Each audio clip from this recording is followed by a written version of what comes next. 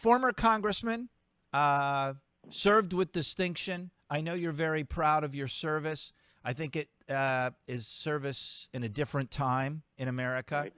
5%, only 5% of Americans say they have any respect for members of Congress.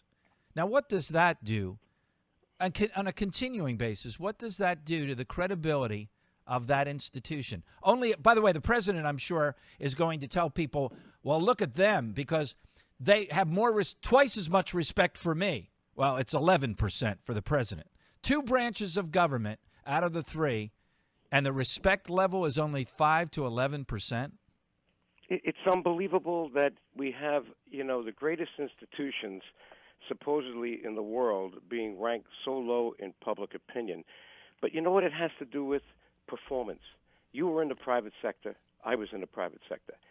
I guess performance takes a while for it to come out, the real performance measures, because there's so few good ones that exist in the public sector.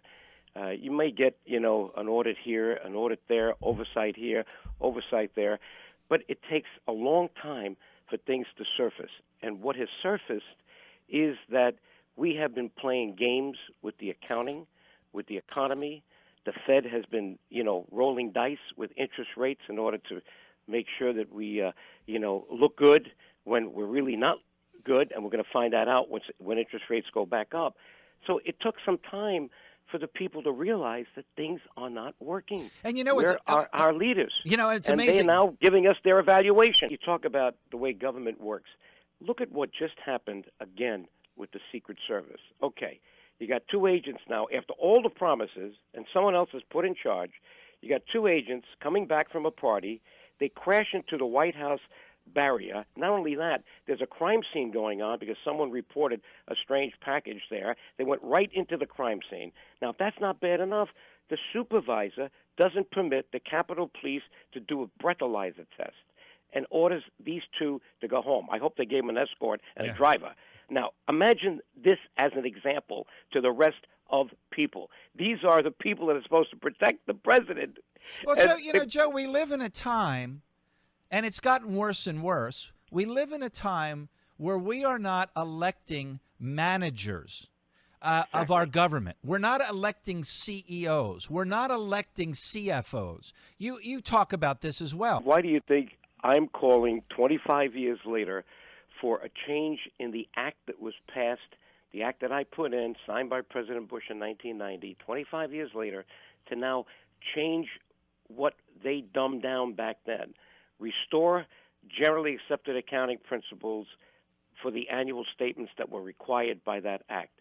2, have an independent chief financial officer, 15-year term, like the Comptroller General, so we can believe in the numbers that are coming out. 3, how about independent audits? The private sector accounting firms that audit the big companies on the New York Stock Exchange. That's their business. That's their profession. We got a revolving door in the government.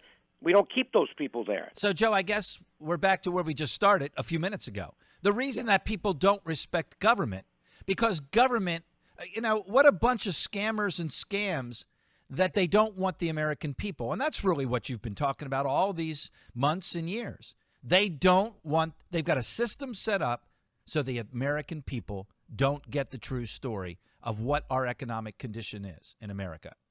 Well, that's true. And you know what? It's not a question of funding, the entitlements. I mean, people will say, oh, look at this guy, DioGuardi again. Now, how are we going to fund those? I didn't say fund. I said account for them. Yeah. I said, let's disclose what they are, put them on the balance sheet as a liability because these were promised. And by the way, if you don't think they were promised, if you don't think we're going to pay for them, tell the people that when you're going for election. No, we can't. We don't say that. We say, oh, we don't worry about it. There's a lockbox. There's a trust fund. This is something we'll never touch. It's like the third rail, and it is a third rail for politicians. So the point is that we're not getting information that we need, and the information is basic accounting. Now, and that's really your message. I mean, for those listeners out there that may be new to listening to you in these last couple months, your message is, look, all I want you to do is properly account for the financial operations of the United States government And that is based on an understanding that you, like me, have a hope. We still have a hope that our elected officials will do the right thing. And more, maybe even more than that, Joe. I don't mean to put words in your mouth, but this is how I feel, that I ultimately still have faith in the American people, that if they knew the true numbers, they would hold elected officials accountable.